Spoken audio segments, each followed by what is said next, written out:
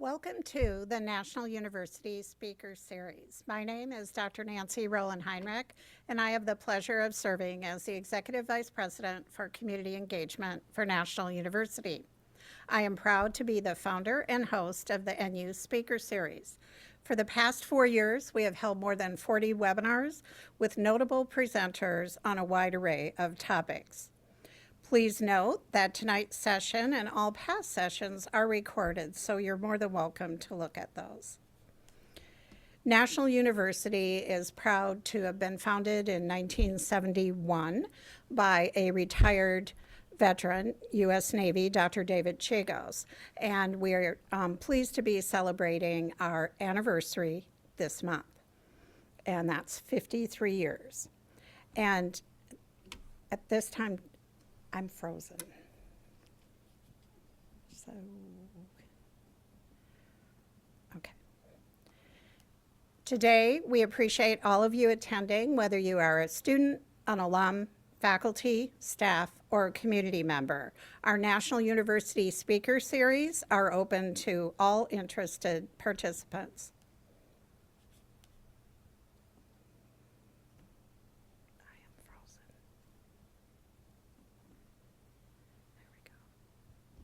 The university has a very rich history of serving military students, and that's especially important to us this month as we celebrated Veterans Day. More than 50% of our undergraduate students are military affiliated, which would be they're either active duty, veterans, or dependents.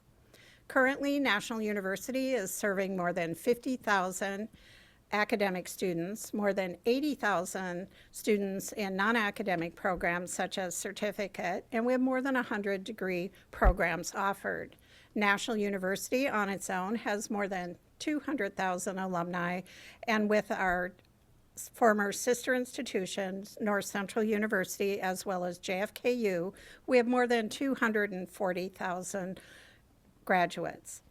Today, we have a very interesting topic to present, looking at expanding connections, transforming relationships into networks. This is a topic that should be relevant regardless of degree area because cultivating relationships is very important. We're pleased to have a special presenter today, retired Sergeant Major David Osborne. He served in the U.S. Army for 28 years with distinction as a professional soldier. His academic background includes a BS in history as well as an MBA from the University of Maryland. I would like to share a few highlights from David's career. Very distinguished, including Ranger School, Jump School, Bradley Master Gunner Course, Air Assault School, Defense Equal Opportunity Advisor Course, and Battle Staff. He has held every leadership position serving at the battalion, regiment, and brigade combat team levels, culminating his career as a sergeant major or in the Sergeant Major Academy instructor and chief of battle staff at the Sergeant Major's Academy. He has had 4 combat tours and has received many distinguished honors, including the Legion of Merit, 2 Bronze Stars, Combat Infantry Badge, and the French Commando Badge Level 4. Very impressive. Currently, David is a business development executive providing DoD units with command and control equipment for the Skydyne Company. Today's format for the speaker series will be an interview. And I am pleased to be able to share that our moderator for today's interview will be Dr. Teresa Duncan, who serves as the Director of Strategic Partnerships for Military, Veteran, and the Defense Industry for National University. Teresa also has a very decorated and distinguished career in the U.S. Army and has done impressive work in her civilian career. Today's topic and key messages could be applicable to a very broad audience as we focus on cultivating relationships and expanding our networks. If you have questions, please submit them in the Q&A for our live audience. Feel free to come to the podium, and we will be pleased to address any of those questions after the interview. But at this time, it is my pleasure to turn the program over to Dr. Teresa Duncan and David Osborne. Audience, I hope you enjoyed the discussion.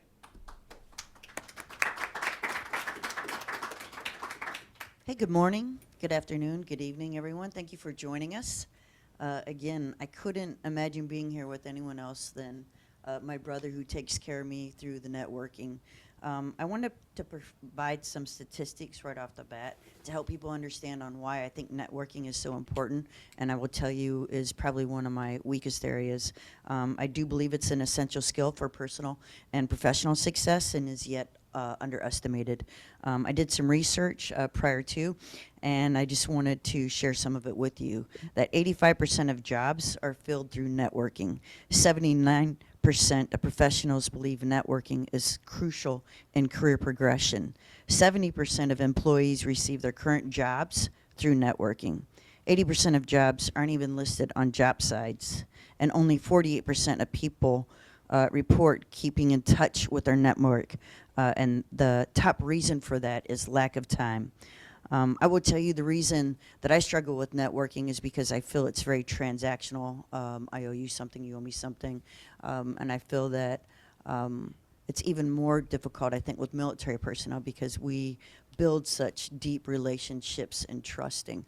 And so I've asked David to come on today because I think that the Oz network, his network, redefines this paradigm as well. I think that even though we will stay military-centric, as that's our experience and our expertise, I think it still relates to all of the alumni and students watching today and staff. So thank you for joining us.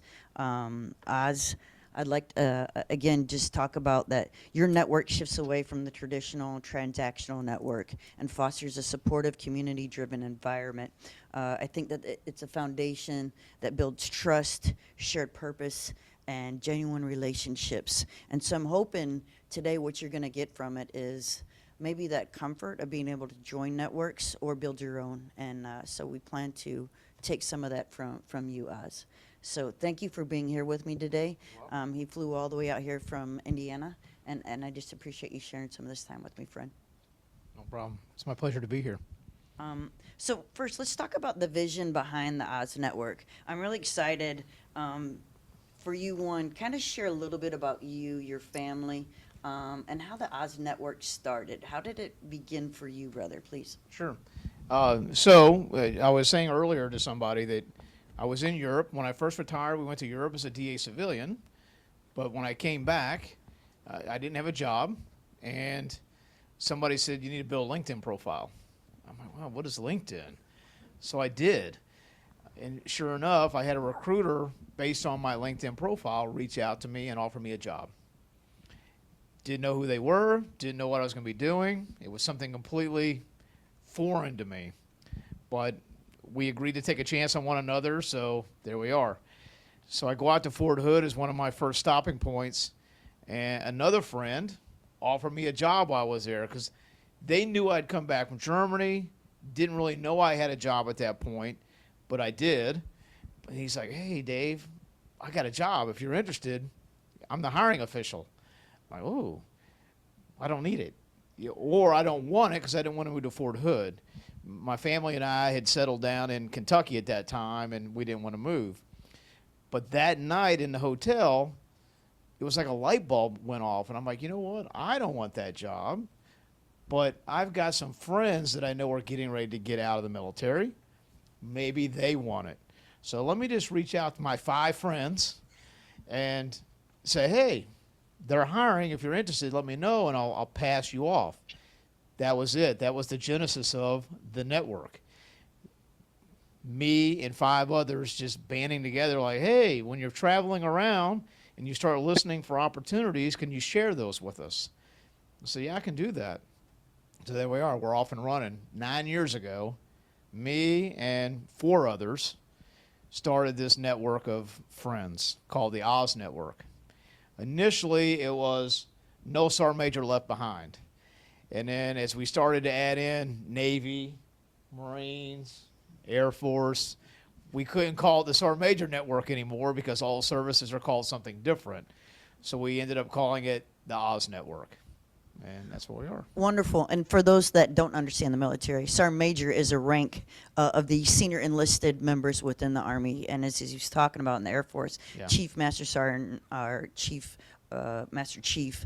And so different rankings, and that's why Yeah. I think it even went to E9 network for a little bit, right? It wasn't, yeah, it that was an level. E9 network for a Yeah. minute, yeah, and then we eventually settled on Oz network. Okay. Absolutely. Great, wonderful.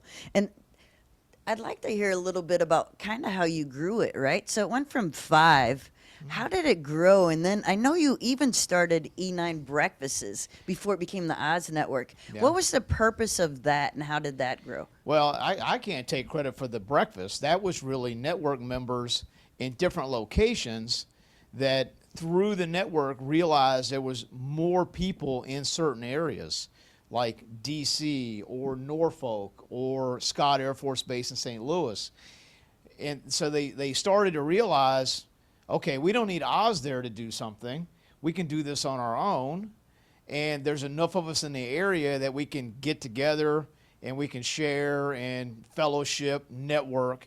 So once a month, San Antonio, DC, Norfolk, Colorado Springs, the ones that come to mind, they do a breakfast. And these sort of the E9s in that area, depending on the service, get together and they just fellowship. It's there just for fellowship and networking, and they do it once a month.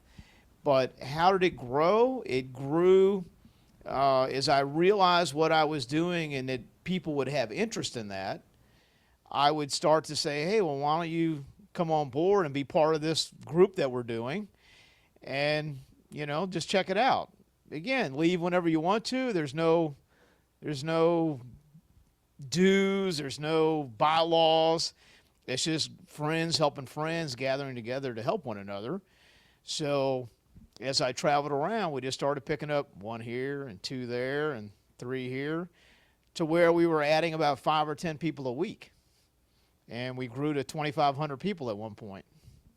Yeah, and I think what's important, as we especially retire from the military, because at that level, most of the time it's retirement, right?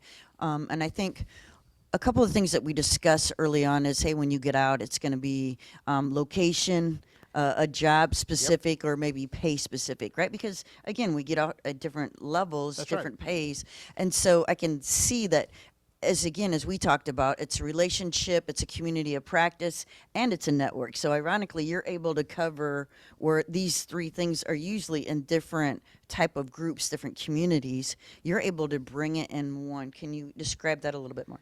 So you're absolutely right. When somebody is transitioning or retiring out of the military, there's 3 things that we tell them to think about: location, pay, and then the next is purpose. What is your purpose in life after you leave the military? Because that's very important to understand what your purpose is going to be. And with those 3, you then have to start figuring that out. And how do you do that? Well, you do that by asking friends and mentors how they did it, or how did they find their purpose, or how did they determine where they were going to go. So I was just with a Marine yesterday at Camp Pendleton, getting ready to retire, and he's trying to decide between Alaska or Tennessee. And I'm like, well, you know what? We got people in the network that are in both locations. Why don't I link you up, do a one-on-one link up, and you can talk to them about cost of living, job opportunities, things like that. He goes, oh, that'd be awesome. I said, that's easy. That's what we do. So that's how that works. So Wonderful. I also love that you started out with 5. we did. We started out with 5, and we grew to 2,500 a year ago. And it was all emails. We were very email. I was sending all the information out daily to 2,500 people via email. But I crashed a server one day. And I know it's funny. And his IT skills. Oh, I know. My IT skills, I crashed a server, and we realized that we couldn't continue to use email for the amount of people we had and the amount of information that I was sending, because I'm the only one that sends it. I'm the administrator, the keeper of the gates, so I send the information. What people do is they send the information to me. I look at it, I vet it, like, oh, this is good, or I know who it needs to go to, or who else can help with this information. And you were talking about resumes and sending it to you to look at a resume before. So when I crashed the server, we realized we had a pivot. So we found an app. You know, everybody does an app these days. It's all about an app. So, but with that, I don't want anybody to ever have to pay. I think if you put any kind of monetary value on this, you will lose people. I don't care if you're asking for 10 cents. That is enough that people will be like, I don't want any part of it. So when we were looking for an app, I wanted to make sure we didn't have to pay for it. Nobody, even myself, we don't have to pay for it. And the other is, with a lot of Facebook or most apps have promotions. They have ads. That's how they pay for the app. They have advertisements as part of the app. I'm like, no, I don't want our folks to be inundated with ads. So don't have to pay, and I don't want any advertisements. Why? I had somebody help me find this app called GroupSpot, and it's designed for coaches and teams so families can group together and share information about practices or just share information. There's no cost. There's no ads. Trust me, to this day, I don't know how they pay for it, but they do, so that it answered all the wickets of what I wanted for no cost, no ads, and we could manage it. So we went to an app a year ago. With that being said, though, the old ones of the group, some don't like an app. App is new.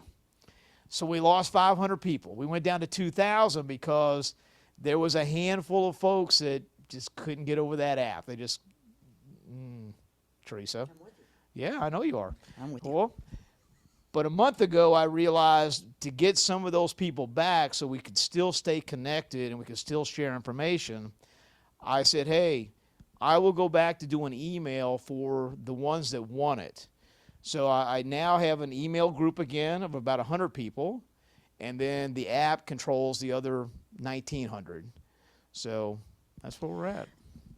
And the platforms are amazing, but I also, Meg and I were talking about this earlier today. She bends everything, right? Like everything has to have its place. And I love about with your emails, because that's my preferred method, and we'll talk about that a little bit later, but also, but I appreciate that you can send out several emails, but how does Teresa know which one to go to? Can you talk about how you bend them? So now in front of one, right, it'll actually say job ad, or it says Yep. information. Well, Because I'm trying to help people who are thinking about maybe opening their own, Sure. but you don't over information somebody, Yeah. if that makes sense. I cannot take credit for that. It was an Air Force person, we call them the Blue Man Group. Somebody in the network, in the Air Force, is like, Oz, you know, when the Air Force sends out an email, they're very descriptive in the subject line. They can read the subject line and know if they want to open it, read it, trash it, file it. He goes, the subject line needs to be more descriptive. And I'm like, you know what, Chris? You design it, and that's what we'll use. So I put it right back on him. I'm like, you tell me what we're going to use. So an Air Force member in the group designed the categories that I use in the subject line. Information, job ads, breakfast going on in the area, general information, tips, how to write a resume, how to build a LinkedIn profile, job ads, where the job is, what it is, where it is, if it's a GS job, if it's a government job, what the rating is, so you can look at it, and the location. So a job ad will always be where it is and what it is. That way, if you're not looking for something in Montana and you see Montana come up in a job ad description, you just push it aside. Then we have assist. Assist, if somebody is going somewhere, that Marine wants to go to Alaska. So I'll send out an assist and say, hey, we got a network member looking to go to Alaska. Can anybody help? He will get no less than 30 people in the network write him one-on-one and say, hey, what do you need to know? How can I help? And the one we started about 2 years ago was called discussions. So a discussion would be just that. Somebody, do I want to take SBP or not? Survivor benefit plan, insurance. And I'll throw it out for a discussion as a discussion topic. Hey, what does everybody think about survivor benefit plan? And then I used to be with emails, I had a way for the responses to come to me. I would package them all, and I didn't pick or choose, oh, that's a good one or that's a bad one. I would just grab all the answers or replies, and I would push it out so people could read, pros or cons or what you thought versus what I thought, and just let everybody make an informed decision. The app gives us the ability to communicate in real time with each other. It has a chat feature. So it's so the app gives us that flexibility where it just used to be me pushing the information. The app allows them to interact with one another. But that's how we came up with the subject lines. An Air Force person in the network said it needed to be more descriptive, but I still use that to this day. Even in the app, I will start out by telling you what it is you're getting ready to look at, and then you can read the subject line really quick and decide if you want to open it or just let it, let's go by the wayside. A lot of people will start a folder and then a transition folder and start to move stuff into that folder for later. Wonderful. Thank you. Yeah. And then staying on that line, we were talking about maintaining focus, and I'd like to talk about avoiding some pitfalls, right? So how do you avoiding the transactional? Again, like I see some of them where if I'm going to be on this network, I know I have to, I feel guilty if I don't or whatever. So what do you do that balances providing value to members while not making it a non-transactional culture? I tell everybody there is no requirement to be participatory. If you're in the network, that's all we can ask, because 90% of the people in the network are not daily engagers. They're there, they're watching, and I know, and people have asked me that, well, how do you know they're still there? Because I know if I send something out and I specifically call somebody out, they'll answer. I mean, for 9 years, anytime I do it, it happens. So I know they're there. But I tell everybody, don't feel, and they do. They're like, oh, I feel bad because I haven't been active. Don't feel bad. Just the fact that you're in the network and you're in a roster of friends, that's enough. Just to be there and part of that group of friends is enough for me. Yeah, wonderful. And then I'm going to surprise you that I actually asked some of our network some questions, but I Sure. want to know what your thoughts are before I give you feedback from our network. Okay. So I'd like to know what role do you think your network assist our military members in transitioning to the civilian sector? I'd like to think that we do a very good job as a group of friends helping each other as they transition out of the military. But if I could go back 1 second to your transactional, and you're right, as senior people in the military, I don't know, I guess we're just trained this way. We think there's always a hidden agenda. Like when somebody walks into my office wearing a suit or any kind of civilian, it's like, what's in it for you? Like, what's going on here? What's the hidden agenda? And early on, I had to really drive home the fact that I'm not here for that reason. I'm here to help you. I'm here to provide you a group of friends that can help you in the future. And the first couple of years, that was a big thing. That was a big thing to get people to understand I wasn't there looking for something. I'm only here to help you. But as word spread and our numbers grew, my reputation became, oh, he's not there for something. He's actually there to help you. So I could walk into any office or door, and I was welcomed with open arms because I was there as a friend. I wasn't there as a business development person. Amazing, wonderful. And I laugh at my next question for you because I was trying to download all the pictures. It was also a question that I asked everybody. Give me some pictures of you and I, because you go everywhere, Oz. You do, and try. you do. So, like, I need everybody to understand that this is not for work. This you do not get paid. Well, that I'm aware of. There's no a monetary value for you. He actually hands out if you're a part and you're a good member, right? Yeah, You if you're get a the good little member. Oz Network In coin. standing. He will bring this to you. But can you please, again, because I want to help people understand how much time do you put into this network? And when you think about that, I want you to pause for a second Yeah. because I see you everywhere. I see you with the most important senior enlisted members. I see you with our group. There is people that got out probably 30 years ago that are in the network and people that are now the most senior people in the Army or Yeah. in all services. Yeah. So can you tell me how much time you spend and also what type of reciprocation do you get back as an individual for doing it? Time spent, I would say 3 to 4 hours a day. I get up in the morning between 5 and 6, and I'll spend a good 3 to 4 hours looking at emails that people have sent me with information, trolling LinkedIn, Facebook, looking for information or opportunities to share with everybody.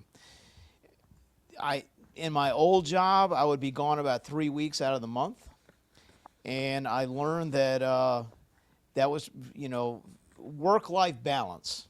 And when I left that company and started with this new company, I realized that family is more important, and the time you spend with your family, you can't never get back. I should have learned that in the Army, but I didn't. So this time I'm being a little bit more cautious about how much I travel. So I try and pick the key places to be where and when I go this time. What Teresa's talking about with pictures. So years ago, I started taking selfies with everybody that I engaged. It kind of became a game. I don't need somebody to take the picture. I'm good at a selfie. You're trained. Yeah, I'm a T trained when it comes to selfies. But at Christmas one year, let's go back through the pictures and put people I've seen and engaged through the year and put them on the Christmas card. Well, you can only put so many pictures on a Christmas card. So the game became, can you make the Christmas card this year? Yeah. So everybody now wants to take a picture to see if they make the Christmas card. So for the past 9 years, that's been the game. And right now, this week as we speak, my wife and I are going through the pictures to figure out who's going to make the Christmas card. So basically, everyone who's here live is going to be on your Christmas card because we'll make sure we get a photo with him before he goes. Yeah. So yeah, that's where that's at. Wonderful. And I think I'm getting ready to share with you some of the, just so the audience knows. So I went on Qualtrics and sent out some requests to our friends and family within the network. And I asked them, hey, can you provide some feedback? And I asked 4 specific questions. 1, what's the impact of being in the network? 2, if they had met you yet. 3, which did they prefer, the app or the email? And the last one was just, is there anything that you would like me to share with Ozzy? And I will tell you, wow, I think that they broke my Qualtrics. I had quite a few answers. So, but I wanted to share a couple of those with you. Go ahead, please. If I could Please. Could I answer what I get out of it? Yeah, please. Purpose. My purpose when I wake up in the morning is to help others. That is truly what drives me. And when I hear somebody, we don't hear all the success stories, but when I hear somebody say they got a job or they were able to buy a house because of somebody in the network, if they got help from somebody within the network, that just fills my heart with joy that we as a group were able to help one another. That's my purpose. I love it. And I think that's why I just adore, I respect you, adore you. I look at you as a great mentor, brother. On some of what your impacts are, one of our brothers put soldiers supporting soldiers always. This network puts those words into actions, right? So I'm not just saying I'm doing it. You do it every single day. David was truly there for me during a very difficult and turbulent period of my military career. I will forever be grateful for the amount of time and effort he puts into helping others through his network. Um, and then wait, I do have some more, David. I know I love you, brother. After reading a comment by a member and I want to give you a couple specifics because I think it's important. After reading a comment by a member regarding taxes, I realized I had overpaid federal taxes for the sales of a home. It took 2 years to get $8,000 refund, but it came. And because of that, they shared that story back in the network, and 3 people had shared that same experience. So that means 4 people. Gabe Espinoza. Yeah. Yeah, I know so, what it is. Yeah. The network adds to the feeling of connectedness, and we always say this when we get out. We miss that camaraderie. Yes. They're saying your network brings it back to them, and often it's understated truth. Additionally, both positions I've accepted after military retirement were offered to me only because of your network. I think somebody said the other day, we feel like we're on an island when we get out of the service. You've lost that daily interaction with your service members, and now you're out on an island all by yourself. The network is like that lifeboat that's coming to save you on that island. That's how I look Absolutely. at it. Scott Stalker last week, a good friend, he was down here in San Diego, and he said the worst time to start networking is when you need a network. So the sooner you can start to build that, the better off you will be. Don't wait until you need something to then start to network. You got to start early. Yeah, and I love that, and I think we get that because again, we have that relationship, we have that Yes. trust already. So and the other part of it is we just don't like.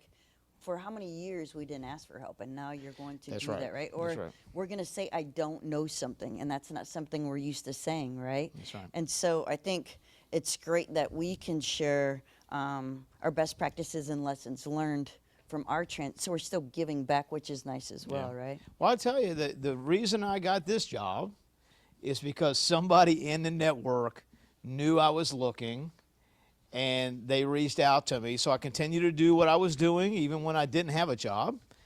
And a friend of mine in the network reached out and said, hey, Oz, I've got this company, Skydyne, that needs somebody with your skill sets.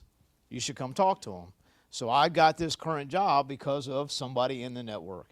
So no matter how much I've helped others, there came a time recently where I needed help, and they were there for me. And that speaks volumes. Yeah. Absolutely. And I forgot to clarify right at the beginning, Oz, right? So Yeah. I'm going to say why I think I love that Ozzy's your name. So David Osborne, and obviously some of you know he's a rock star, right? Well, this David Osborne is a bigger rock star. So I want to say that, as well as I truly look at it from the perspective of the Oz from The Wizard of Oz, right? Because I truly believe the man you behind are the curtain. you are the man behind the curtain. Everybody tells me So that. with that, I'm going to share with you 3 of the gratitude comments that came back as well. 1, the network is an awesome resource whether you're looking for a job or just need someone to talk to. I truly appreciate the level of effort Ozzy puts into our network every day. The educational value, like-minded human connectedness, and career opportunities are a huge asset to each member of our network, their families, and our extended network. Thanks, Ozzy. I know you're aware of it, but the impact is immeasurable, and I'm truly thankful for the efforts that you create and maintain in it, the power of your network. And lastly, thanks, Ozzy, for everything you do on a daily basis for our network, our military community, and families.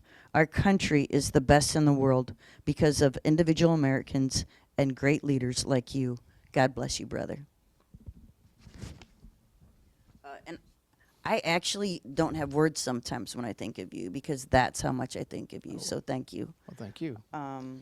I'd like to talk about the growth and aspirations that you have with our network. Again, for those looking into it, we know now how it started. we know how it's working, right? So can you share with us how has it evolved since its inception, and what are some of the key changes and milestones that you've experienced, and where do you plan to take it in the future? Please. Well, as long as I'm alive, we're going to keep going. Oh, but as I said, it started with 5 and we grew to 2,500, and we still add about 5 or 10 new people a week. But we do that. I was saying to Nancy earlier that, I'm sorry, Nancy, the only way to get in is to either I meet you or somebody in the network invites you in. So we kind of keep it a close hold network in that sense, that you're vetted. People call it a fight club. We're close, but those are the only 2 ways to get in. I continue to see us grow, and I do keep track of how many active duty and retired are within our network, so we don't become too lopsided one way or the other. There's a bunch of retirees just talking about opportunities. The goal was to help those on active duty that are getting ready to transition or retire out, and how can the people that have been there and done that help them. So I do manage how many active duty and retired are within the group, and I want to make sure it's always at least a 50-50 balance. And we've been doing it for 9 years, and I don't see us stopping until I'm done. Wonderful. And where do you see us in 5 years? I think a good number is 3,000. If we can get to, and I do kind of recruit. I do recruit. I'd like to see us get to about 3,000. I like the app, but the old school people like Teresa like emails. So I'd like to expand the email offering again, but email is hard, and there's a lot of restrictions, be it Outlook, Google. There's a lot of restrictions for emails that we can get around with the app. But I do see that we need to use both. And I was saying earlier, I just started an Instagram and an X account. I started an Oz Network account within LinkedIn. I haven't figured that one out either. So the growth is to find other mediums, platforms that can help us share information in whatever works best for everybody. But every time I do that, it takes more time. Sure. I'm already using 3 or 4 hours a day to find information and get it out. So by adding more mediums, that's going to take more time. So, yeah. And I think I just want to, I love the other part of it, because we've talked a lot about the transition out, right? But I think the other great thing networks do, or especially yours, is it helps us crusty ones that are out now, right? Stay current, stay relevant, right? Like when I look at some of the sergeant majors that are still serving, and they talk about leader development programs and some of the things they're doing, it's neat to see the new creative and innovative ways that they're leading their members of their organizations, right? And so I think that really helps us. Like you recently shared a message from LinkedIn where one of the sergeant majors was talking about, you need to teach them both checkers and chess, right? Because it's different ways of getting at problems, getting at complexities. And that was really insightful for me, is because even though I think about it, that was just great thought process and examples to share with us. So I think it's important that it's not just one-sided, it actually matches for the entire group. Thoughts on that? Yeah, it does. And I do try and do that. I don't just keep it transition-based. If I see something leadership-oriented that I think is good, I will push that out. And, my wife tells me all the time, you may not see it, but if you're helping one person out of that 2,500, then you're doing a good thing. Just, my wife is very supportive of this. And she's like, just keep doing you, because if you can help one person, then you're doing the right thing. So. Yeah, and I think there's one other thing I wanted to share. It's escaped me, so I'll come back to it. So I'm going to ask you one other question, though. For those hesitant about joining a network or the value of a network, what advice would you give them? And I'll be honest, I know I come to you all the time and I'm like, brother, I'm struggling to, oh, I know what it is. You also share when promotions come, when people within the network, when they get promoted Yeah. in the military to the next position, the next level. You share that with the group so we know, so we can congratulate them. And it really just keeps that network netted, right? It keeps us all together, and so it's almost like weird that you flatline communication of keeping us together. Sure. So how would you help someone, like you do with me most of the time? I still have my space, and Tom and I are friends. How do you keep, or how would you share with someone on joining a network or starting a network, how much it's meant to you and how important it is? Whether it's my network or any network, I think it's important to be part of something, something that's going to help you in transition, and you have people of like-minded experiences that are either doing it or have been there and done it that can help you. And you know, it doesn't have to be retirement military transition.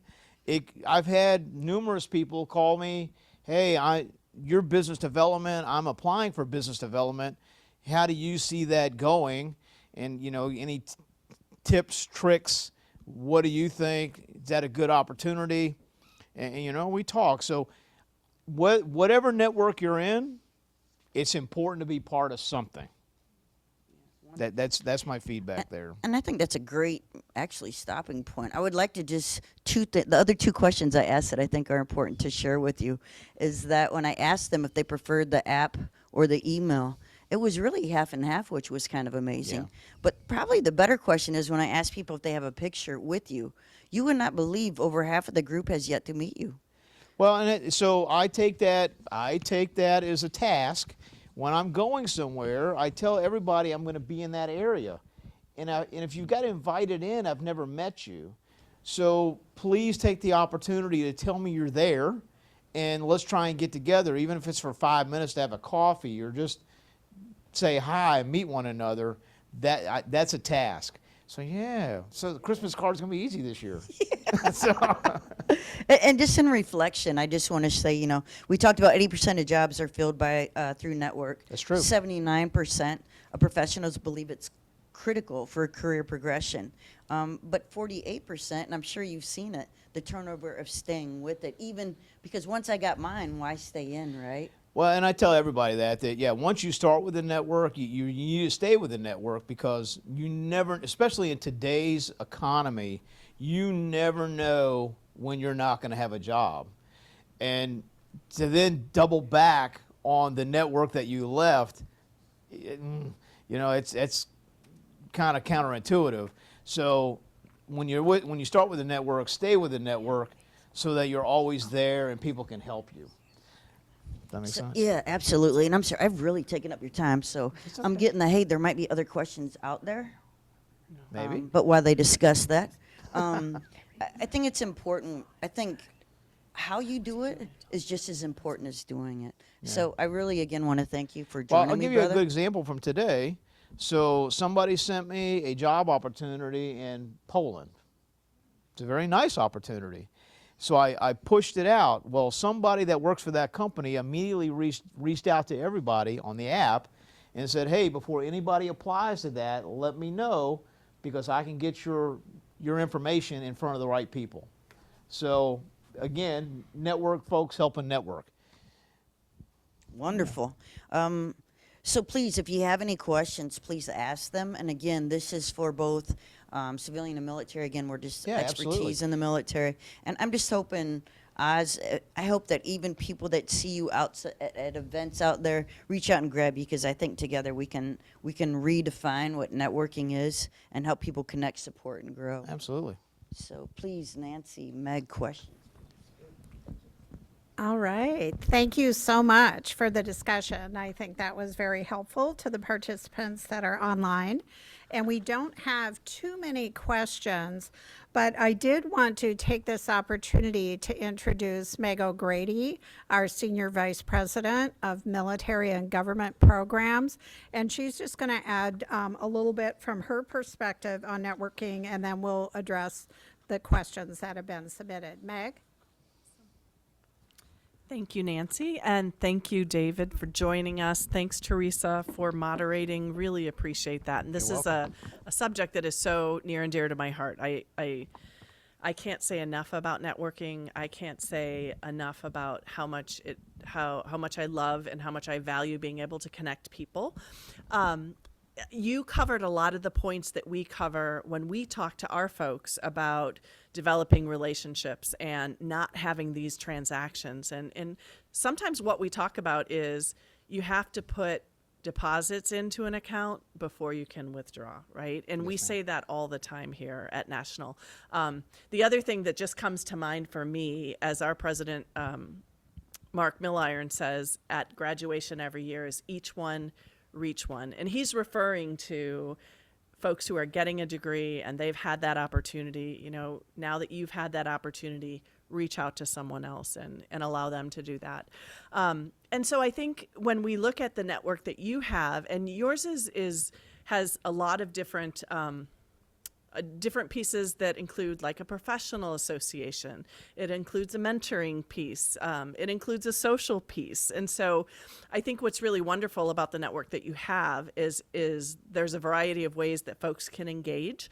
I also think that when you look at your network, although it may be a selective or more exclusive network, probably each one of those people in that network has 5 other networks that they're a part of, right? Absolutely. And so I think for our folks who are talking to us today and, you know, are joining us online, and you may or may not be inclined to, you know, start a network, or you're not one of those people who feels super comfortable in reaching out and creating a network, but we've clearly heard the benefits. So when we talk about how do folks engage with networks, if, you know, that's not something that's natural to them. It's natural to you, clearly. It's natural to me, clearly. I always feel like it's kind of a gift. But there's people who say, well, I'm an introvert. I really don't know anybody. How is it that I could even engage with a network? What would you say? I would say you're absolutely right. There are a lot of members in the network. Oh, I'm an introvert. And, you know, I'm like, yeah, it's okay. We still want you. You still have value to bring, and at one point, at any given time, you're going to see where you can help somebody, and you're going to be able to jump in. And the more comfortable you are with the people within your network, the easier that becomes. So, yeah, I agree with you. So maybe it's, I think what I may be hearing and what I often think is that you don't have to be an outgoing, extroverted not. person to have Yeah. gifts, right? That's right. Or to share those gifts. And so I think what I'm hearing and what I would offer to the folks who are out there who are thinking about, like, how do I even engage with a network?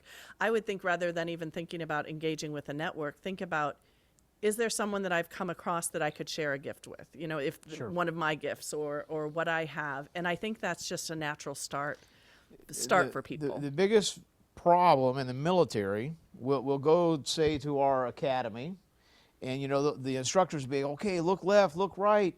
That's who you're going to call on in the future. And then we graduate and we go on.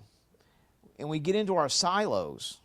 We get into our, okay, this is my job, and I'm too busy doing my job, and I don't have time to do anything else. Well, then you transition to retire and realize, uh-oh, I need somebody. But you have, as you said, you have to water that relationship. Yeah. And if you haven't been doing that, it's hard to come back and then ask for help. So even as a civilian student, you can look left, look right, and the people graduating with you, you need to stay connected with them. And we all get busy. Trust me, I get it. We're all busy in our jobs, but you have to work at it. You have to work at it. You have to water that plant. Yeah. And I think there's 2 things that come to mind when I think about transitioning service members, but also transitioning career folks. You know, we have mid-career professionals who come to National who are looking for a way to not only help themselves, but to help others. And so when you look at what is it that I can do to engage or find a network that can help me, or identify a group of people that can help me solve an issue or a challenge or a problem. Some of it is just saying, this is what I need. So we always talk to transitioning service members. We talk to folks when we talk to them about careers. Tell everybody you know, I'm looking for a job and this is what I hope to do. You have to be pretty specific. So if you just say, well, if you see something that looks like it fits me, let me know. Well, what really fits you? What is it that you want to do? A friend of ours in the network who we discussed earlier, his big thing is when you come to him, what is your ask? Yeah. If you don't ask him, he's like, okay, what are you looking for? Right. I mean, he wants you to ask him. Now, the minute you ask, he's all on board. He will go to the umph degree to help you. Yeah. But until you ask him, he'll just kind of like, okay, I'll listen to you. Yeah. Well, And I think the other thing that we hear very often from our students, and certainly from the military, and I'm sure you all have heard it from folks who are at very high levels of the military who go out, and it is such a different world, is that culture is so important Yes. to finding what it is that you want. It's not just a salary, it's not just a location, but it is that culture piece. And so identifying and looking around to folks and saying, what's important to me, and who do I know that might be doing that? Who do I see that I could be like? Who do I see that represents what I want to be or where I want to be? And I think that's a really important piece of it.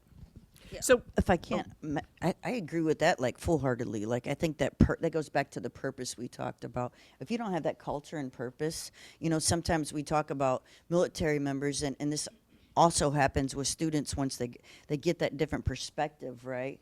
That we change positions, we change locations, we change jobs, but we do that because we found out where we truly want to be, and I think that's so important, right? Don't stay in something you're not happy with. Go find what makes you happy. Yeah. Because if you're not happy, you're not passionate. If you're not passionate, you honestly care less about something. So yeah. So we do have a question, and that question is, how can I effectively build a professional network while balancing the demands of active duty service, given that we work 7 to 5 on a daily basis? And that's a really, really low estimate, I think. well, it takes a lot of work and time.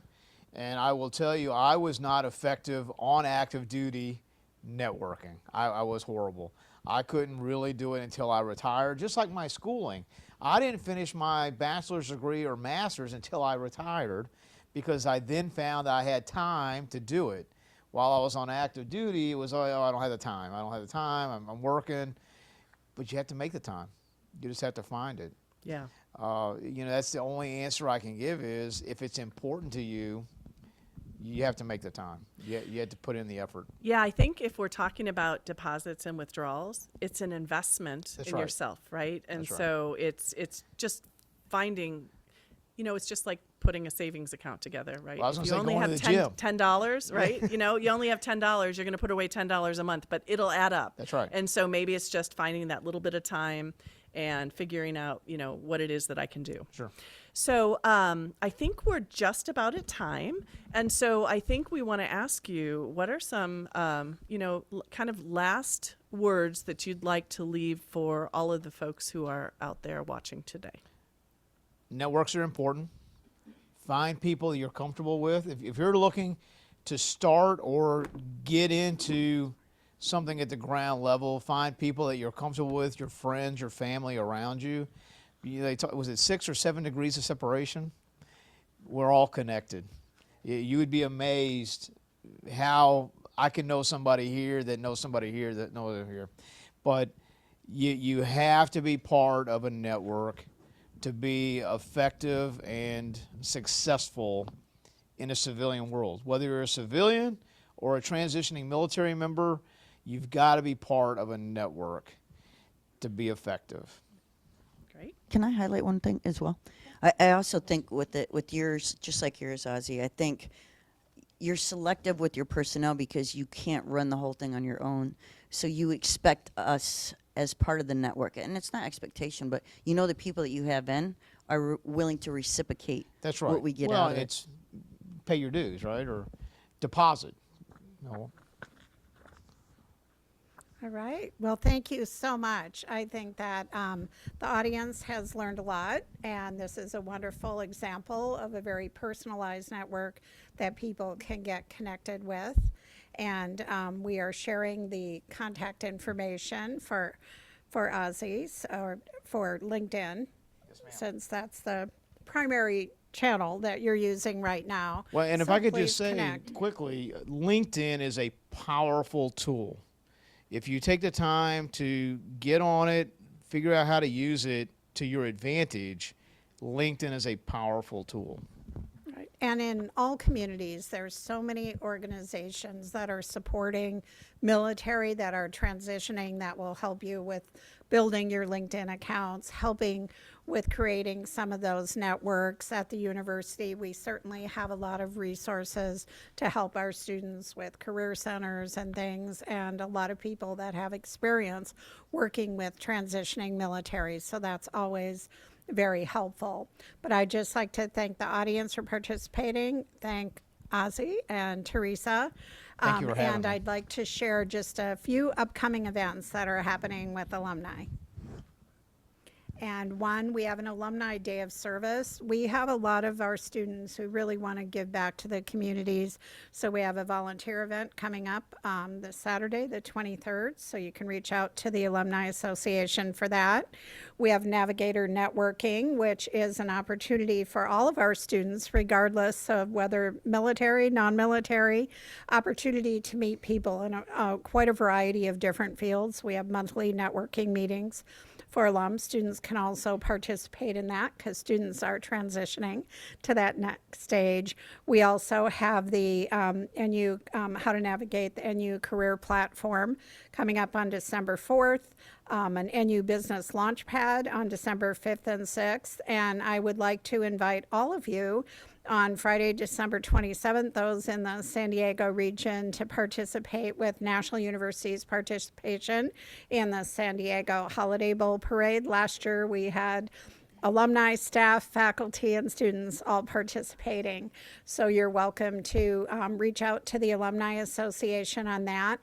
We also would encourage students and alumni to participate in the National University Mentoring Network, which is available, and we do have people that will self-identify as being involved with military, because sometimes it's really really helpful to have somebody that kind of knows the transition that you're going through within, whether they're currently a student or currently an alum, and there's also people you can network with that are really in the same discipline if you're making that transition. When it comes down to it, for our military students, we may have well over 150 degree programs, but I think about 80% are in a dozen or 15 of those programs, and there's really strong faculty and support systems for students and alum in that area. So thank you so much for participating in the NU Speaker Series. We'll be announcing soon some of our upcoming speaker series, and thank you, Meg O'Grady, for sharing a little bit of your insight.